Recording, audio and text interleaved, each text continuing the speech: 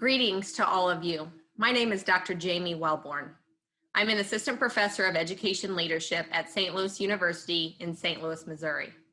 I am also founder of the Midwest Collaborative for Cultural Proficiency in Schools, an affiliate of the Center for Culturally Proficient Educational Practice. The topics I will define in this video are race, racism, systemic racism, structural racism, and institutional racism.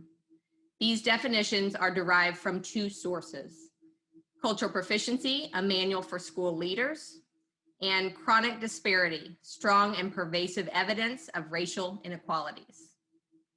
Race, according to the Cultural Proficiency Manual for School Leaders, is used to denote large groups of people distinguished from one another by their physical appearances.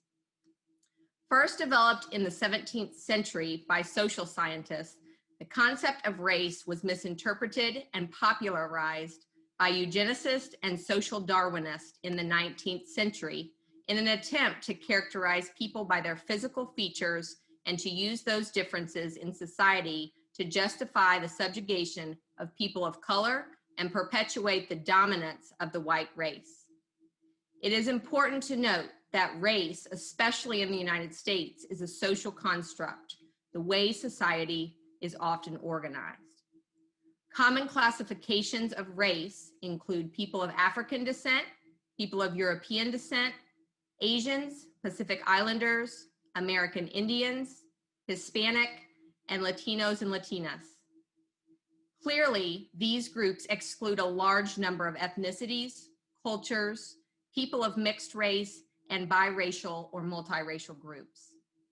Racial terminology often inadequately names the different racially defined ethnic groups. Racism. Racism has two components. One, the belief that one racial group is superior to all others, and two, the power to create an environment where that belief is manifested in the subtle or direct subjugation of the subordinate ethnic groups through a society's institutions. Sources of power can be formal or informal, as well as legal or illegal.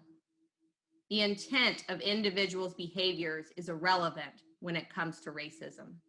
The focus is always on the result of the behavior, how it affects others. Racism is both overt, out in the open, not hidden, and covert, hidden or concealed. Racism manifests in three forms: individual racism, systemic racism, and institutional racism. I will define those now. Systemic racism.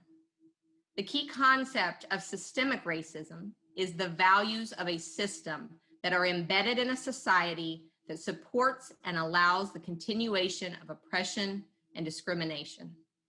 Policies and practices attempt to promote the dominant group and exclude or suppress others.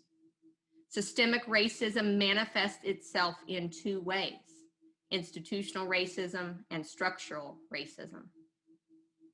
Institutional racism. Defined in the Cultural Proficiency Manual for School Leaders, institutional racism is the systematic distribution of resources, power, and opportunity in our society to the benefit of people who are white and the exclusion of people of color. It involves the policies, practices, and procedures of an institution that disproportionately lessens access and opportunity to the quality of the service or product. Structural racism.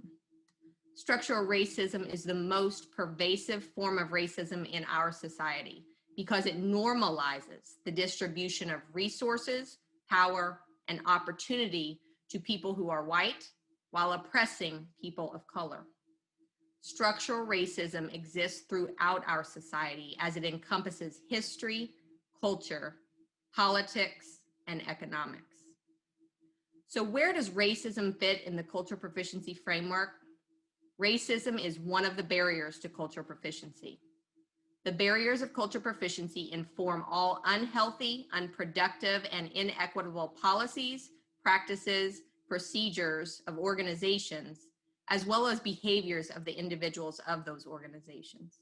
The barriers close doors for students who have been historically underserved and further perpetuates inequities.